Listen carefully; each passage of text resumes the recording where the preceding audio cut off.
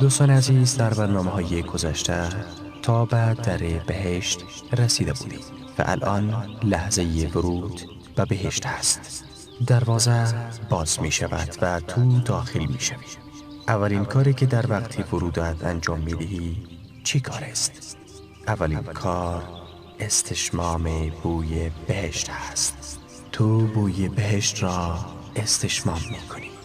نگاه کن اطرافت را، رنگ های مختلف، دریاها، کاخها، پرندگان، فرشتگان و لباسی که می پوشی. یحلون فیها من اساور من ذهب و لؤلؤا و لباسهم فیها حریر. در آنجا با دستبندهای زرین آراسته کردند و نیز مروارید بانان ارزانی می شود و لباسشان در آنجا ابریشم است. تصور کن که چگونه چشمانت از تماشای یک زیبایی و زیبایی دیگر منتقل می شود. الله متعال در یک حدیث قدسی که ابو هریره رضی الله تعالی عنه از پیامبر من صلی الله علیه و سلم روایت می کند می فرماید: اعددت لعباد الصالحین ما لا عین رأت ولا اذن سمعت ولا خطر على قلب بشر. جایی را برای بندگان صالحم آماده ساخته‌ام که نه چشم آن را دیده و نه گوش توصیفش را شنیده و نه به قلب بشر خطور کرده است. ابو هریره رضی الله تعالی عنه می فرماید: اقرأوا ان شئتم فلا تعلم نفس ما اخفی لهم من قرة اعین. ابو هریره گفت: اگر خواستید این آیه را بخوانید، هیچ کس نمی‌داند که برای آنان یعنی مؤمنان از آنچه مایه نور چشم است و پاداش کارهای نیکی که می‌کردند چه چیزهایی آماده است. اکنون تو در برابر یک منظره زیبا قرار داری. باغ‌هایی که درختان انبوهی دارد. تنه درخت از طلاست و پرندگان و فرشتگان به تو خوش آمد میگویند. تو در برابر منظره هستی که در تمام زندگیت آن را تصور نکرده ای و آب از هر طرف می آید. دریاها، زیورالات با رنگبندی های مختلف از طلای زرد و لؤلؤی سفید و لباس های مختلف. چشمانت حیرت زده می شود که چی می بیند؟ متكئين فيها على الأرائك لا يرون فيها شمسا ولا زمهريرا ودانية عليهم ظلالها وذللت قطوفها تذليلا ويطاف عليهم بآنية من فضة وأكواب كانت قوارير من فضة قدروها تقديرا ويسقون فيها كأسا كان مزاجها زنجبيلا عينا فيها تسمى سلسبيلا ويطوف عليهم ولدان مخلدون إذا رأيتهم حسبتهم لؤلؤا منثورا وإذا رأيت ثم رأيت نعيما وملكا كبيرا عاليهم ثياب سندس خضر واستبرق وحلوا أساور من فضة وسقاهم ربهم شرابا طهورا إن هذا كان لكم جزاء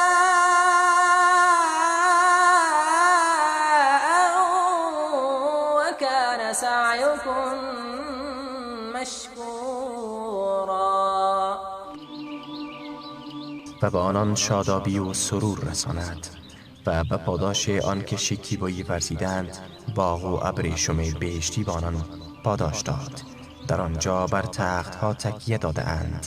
در آنجا حرارت خورشیدی و سرمایه تند نبینند.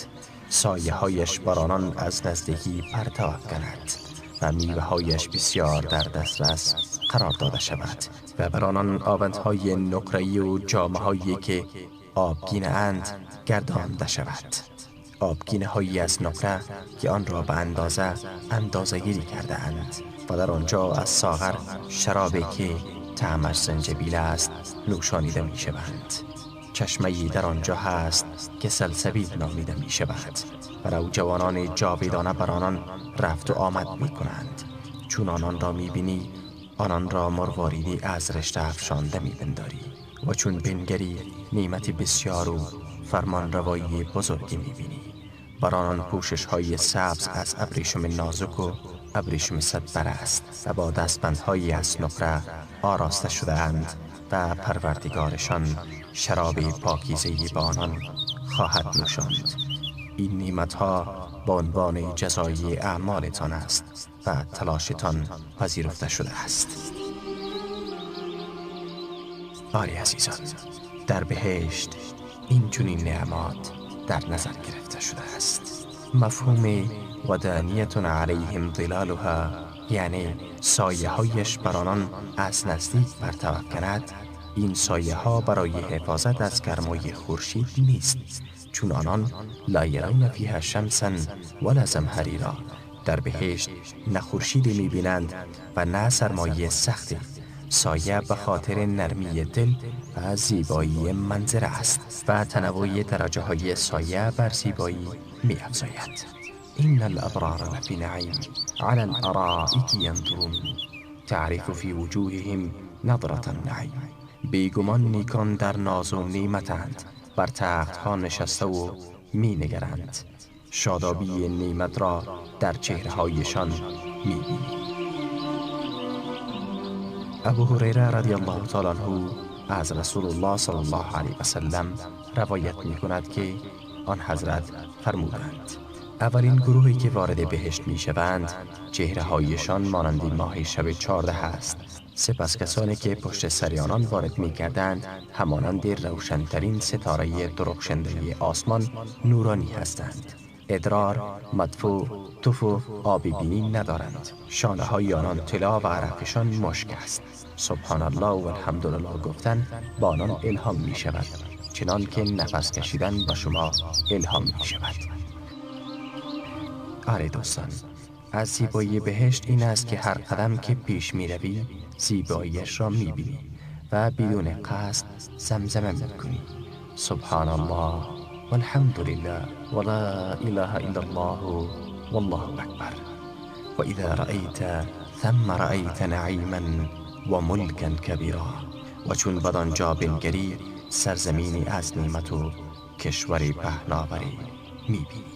هر وقت به چیز کوچک یا بزرگی در بهشت نگاه کنی نعمت شگفت‌انگیز و کشور پهناوری را میبینی. تو در دنیا هرچه ساده باشی، اما در بهشت از نظر قدرت، نفوس و ثروت 10 برابر از بزرگترین پادشاه دنیا بزرگتر هستی. الان تو پادشاهی. الا این سلعة الله غالیه، الا این سلعة الله الجنه. آگاه باشید که کالای الله متعال گرانبهاست. آگاه باشید که کالای الله متعال بهشت است. رسول الله صلی الله علیه و سلم می‌فرمایند: آیا کسی هست که خود را برای رسیدن به بهشت آماده کرده باشد؟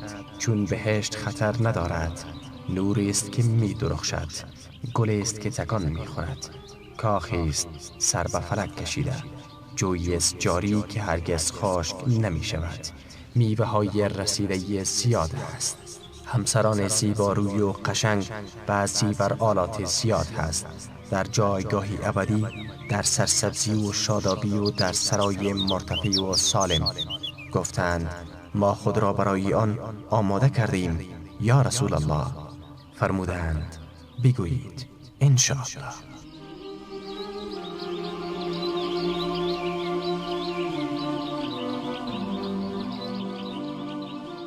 آری عزیزان، ما داخل بهشت هستیم. به من بگویید اولین کاری را که انجام می دهید چیست؟ اکنون برای نخستین بار به منزلت در بهشت خواهی رفت. ناگهان به خانه‌ات می رسی. جویها از زیر درختان آن در باغ‌های بهشت جاری است. سلیمان به بلقیس گفت: انه سرح ممرد من قواریر، این قصر ساده و درخشان و ساخته شده از آبگینه هاست. تصورت در مورد بهشت چیست؟ الله در مورد بهشت می فرماید تجری من تحتها الانهار، از زیر آن جویباران روان است، یعنی از زیر کاخهای بهشت. تجری من تحتهم الانهار، از زیر آنان نهرها روان است، یعنی از فرودستی آنان. گویا نمایشگاه شگفتی های دریاها و ماهی‌ها است. پیامبر صلی الله علیه و سلم شکل خانه را برایت توصیف می کند. یاران گفتند ساختمان بهشت را برای من توصیف کن.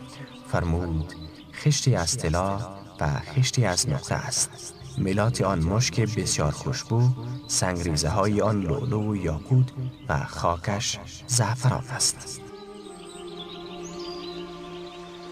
مسافت بسیار اندک یکی از شما یا جای پای در بهشت بهتر است از دنیا و آنچه در دنیا است. 1 متر مربع در بهشت از تمام دنیا بهتر است. اگر فقط 1 متر در بهشت داشته باشی برایت بهتر و زیباتر از همه چیز است. قیمت 1 متر مربع در دنیا چقدر است؟ 1 متر مربع در ساحل رود نیل چقدر است؟ 1 متر مربع در لندن و پاریس چقدر است؟ حال 1 متر مربع در بهشت چقدر است؟ باور کن خیلی ساده به دست می آید. 1 متر مربع در بهشت در مقابل 1 سبحان الله، 1 الحمدلله، 1 ذکر، 1 دعا، 1 کار نیک، 1 خدمت به پدر و مادرت است.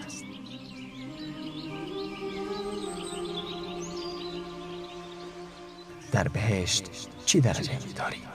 از عباده بن صامت روایت شده است که رسول الله صلی الله علیه و سلم فرمودند بهشت 100 درجه است که فاصله بین هر دو درجه به اندازه فاصله آسمان و زمین است و بهشت فردوس بالاترین درجه آن است و نهرهای 4گانه بهشت از آن سرچشمه می گیرند و بالای آن عرش است. پس هرگاه چیزی از الله خواستید بهشت فردوس را از او طلب کنید.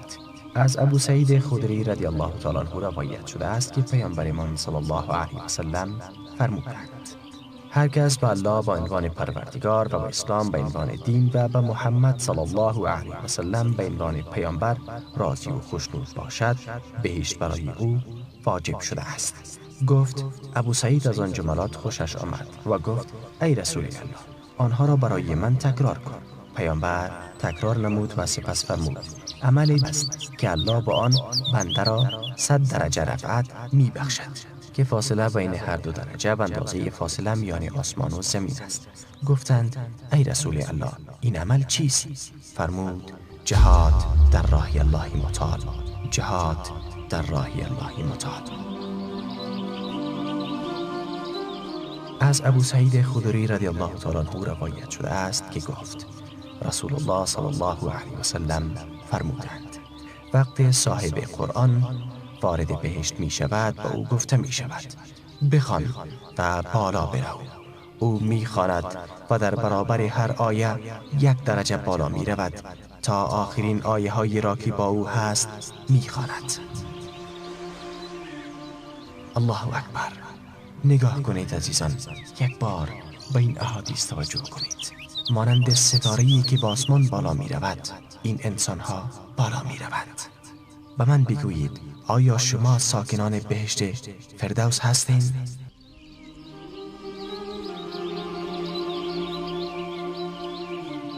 از معاذ بن جبل رضی الله تعالی عنه روایت شده است که گفت شنیدم رسول الله صلی الله علیه و سلم می فرماید بهشت 100 درجه است که فاصله هر درجه با درجه دیگر به اندازه فاصله بین زمین و آسمان می باشد و بالاترین بهشت فردوس است. بهترین بهشت فردوس است. عرش الله بر روی فردوس قرار دارد و نهرهای بهشت از آنجا سرچشمه می گیرند. پس هرگاه چیزی از الله خواستید بهشت فردوس را بخواهید.